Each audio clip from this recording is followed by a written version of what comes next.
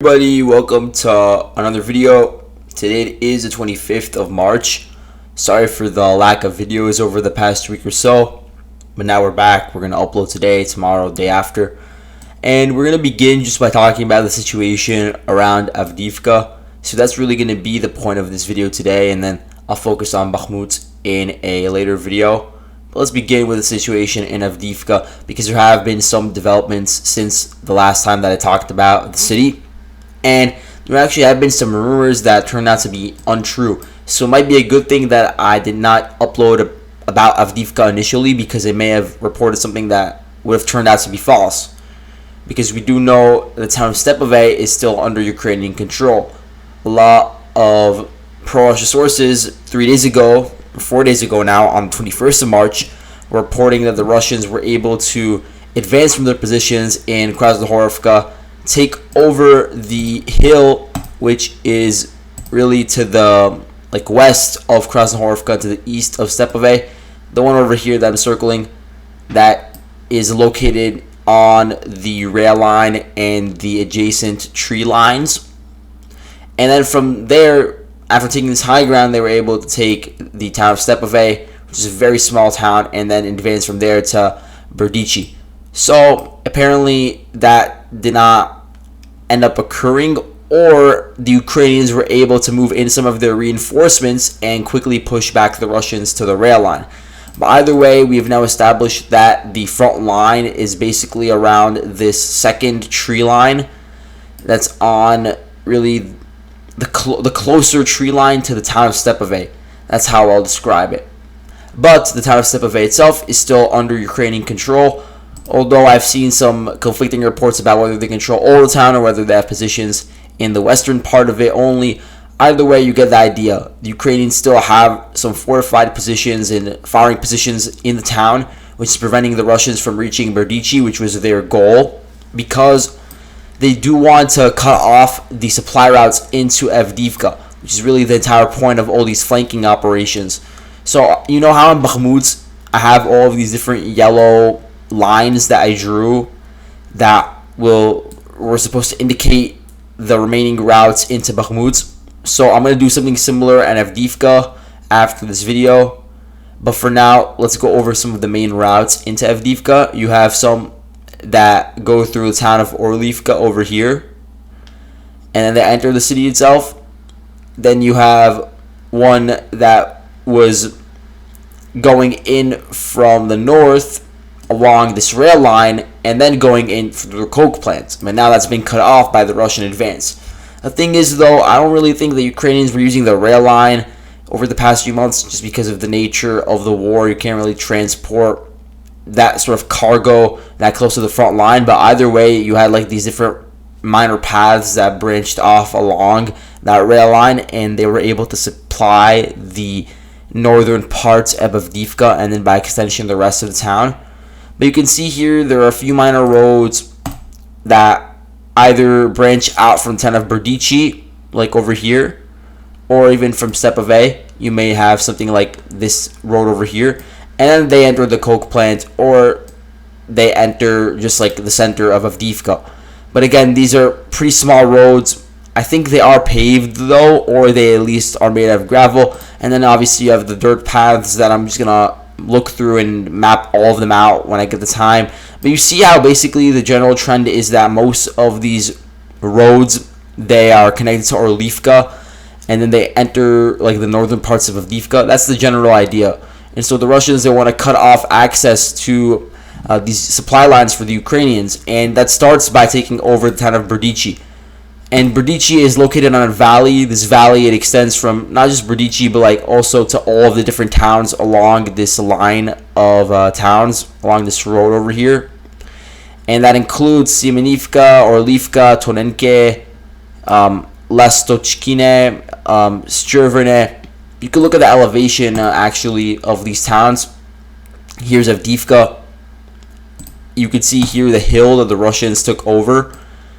This is the one that I was talking about, which is just to the west of Krasnohorivka. Here's Stepove, and then here is Berdichi and that valley. And so the Russians, they're now taking over some of the high ground to the east of this valley, which will give them some more favorable firing positions to attack the Ukrainian positions along the valley. And they're also trying to physically cut it off so you can't really supply the Ukrainian garrison in Avdiivka anymore. Avdiivka itself is generally on a higher elevation, while the Russian positions to the east of it are on a lower elevation around the H20 highway. The H20 highway is the one over here. And so assaulting Avdiivka head-on is extremely difficult, which is why we're seeing the attacks on the flanks.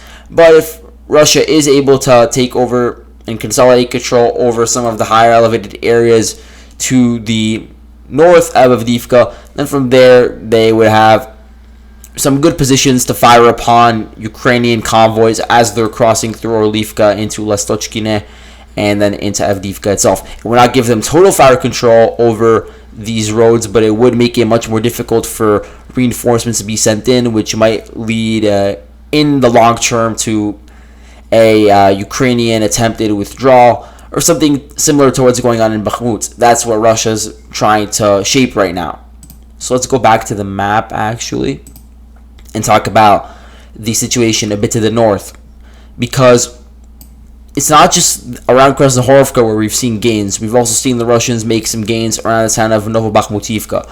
So in this direction, you have the 132nd Separate Guards Motor Rifle Brigade. This was originally a unit in the 1st Army Corps of the DPR, but I think it's been integrated since then into the Russian military. And so they have cleared out all of the farmland to the west of the residential areas in Novobakhmutivka. You had some different trenches over here. Some of them were set up along the roads and the rail line, and so it takes some time to clear that out one by one using some of the smaller drones. There's actually a video here that was provided of Russia clearing these positions with some smaller drones. I think it was like a quadcopter or something, just dropping munitions onto the Ukrainian trenches, and they're pretty recent trenches. Like, they're not really built in a sophisticated manner. They were just sort of like a makeshift trenches set up in order to hold a line for as long as possible. And they're usually based around roads or like adjacent to bushes or tree lines. So you'd expect the next set of fortifications to be in between the current line of contact and the town of Novokalinove. So what's interesting is that the Ukrainian General Staff, they reported recently that the Russians had tried to attack the town of Keramik, which is a town over here. And of course, the General Staff, whenever they say this, they say that they repelled the attacks. So what's interesting is that they did not mention that the Russians attacked the town of Novokalinove, which would imply that the Russians were pushing in this direction, but they weren't pushing to the south of it. So that's pretty interesting. And that would be sort of difficult, though, because you'd have this Ukrainian force to the south that could attack you as you're advancing along one small road, which is unreliable because Ukraine controls the position to the south. And so attacking this area head on might be sort of difficult, especially as Ukraine still holds Alexandropol and some of the high ground around this town, which could be used to fire upon the Russian positions in Novobakhmutivka. But either way, it is undoubtedly the case that the Russians have made some gains around Novobakhmutivka. They've been able to shape the battlefield in a way where they've sort of created this bulge where the Ukrainians still have positions in some forested areas and some trenches over here to the east of the H20 highway. I'll circle it here. And so the Ukrainians are sort of like semi-encircled. We're going to have to retreat to some other fortifications, maybe along this rail line over here, or maybe into Novokalinove. Either way, the Russians made some gains over here. And these are some of the largest gains they've made in really a year. And these gains are still pretty small, but relative to the static nature of the fighting over the past year or so, it is still significant. Also in Kamyanka, the Russians have been able to take about half the town. I would say the other half is a gray zone right now as Ukraine begins to withdraw to some of their positions in the suburbs, eastern suburbs of Avdiivka. Again, I don't expect the main push to be in this area because of, as I said before, the elevation and because it's so fortified over here. But still, you do have some minor Russian gains, and still you have positional fighting that occurs over here along the H20 highway.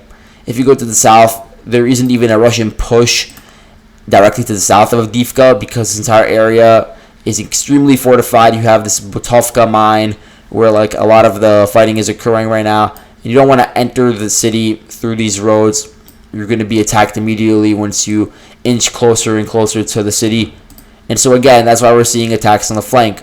The Russians have some significant groupings around Opitny and Vodiane, these two towns over here, because there were some significant clashes over here a few months ago. And this includes Russian artillery and also DPR units that are now being integrated into the Russian army. So they were attacking in the direction of Lastochkine. And this is interesting because the Ukrainian General Staff, they reported that the Russians attacked this town. I think it was on March 22nd when they announced this, but they did not announce that the Russians were attacking the town of Zherverny, which is pretty interesting. Again, sometimes these like general staff reports, they're just like talking about a general area, and so maybe I'm reading in too much into it, but that would sort of imply that the Russians created a bulge to the east of Zherverny and just try to attack Lastochkine head on. And LiveUA map, they've really subscribed to this belief. You could see their map where there is this huge bulge around Vodiane and Opitny, and then like going up to the town of Lastochkine, where they basically show the contact line just to the south of the town, and then you could see how the Russians just avoided entering this town over here. And so while LiveUA map, although they do have sort of a Ukraine slant, a pro-Ukraine bias, they've actually showed the Russians making significant gains over here, more than my map even. And I don't really trust them that much because some of their maps or some of their lines, they're a bit too broad and they're just like sort of sloppy. For instance, Vesela isn't under Russian control for whatever reason, but Kamyanka is. Like, that just doesn't make sense. And then to the north, it shows like significant Russian advances towards Novokalinove, which is something that, again, really didn't happen. And then it also shows that Stepave is still contested and that the Russians are approaching another town called Novobakhmutivka, this one over here. And so they're taking the Ukrainian General Staff reports pretty literally and just applying it to the map, but you have to use some more logic when really drawing these maps. But what I'll say is that if the Russians are pushing in this direction around this other town called Novobakhmutivka, and they are approaching the town of Ocheretine, which is a town over here, it is a rail hub, and it's also where a lot of these roads sort of like split off into different branches and then link up with different cities, including Avdiivka. So taking it over would be important for the Russians. So we're going to see what happens over here. But I do expect Avdiivka to be at the forefront of fighting over the next few months as Bakhmut really comes to an end.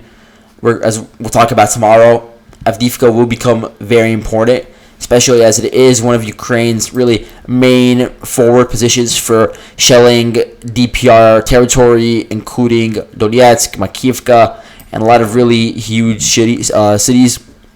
And they're using field artillery for this, and they have a lot of very advantageous positions on high ground on Avdiivka, for example, which makes it very easy for them to wreak havoc on the DPR military installations, and that's been part of the reason why we've seen a lot of strikes in this direction in recent days. And so the Russians dislodging Ukrainian forces from here is extremely important, especially if the Russians want to continue to expand control in Donbass. They really do need to finally take over some of these like frontline towns that never fell in the beginning. That includes Avdiivka and then this Krasnohorovka over here, Marinka, there's Novobakhmutivka, etc., etc. So that's all for today. Thank you guys for watching.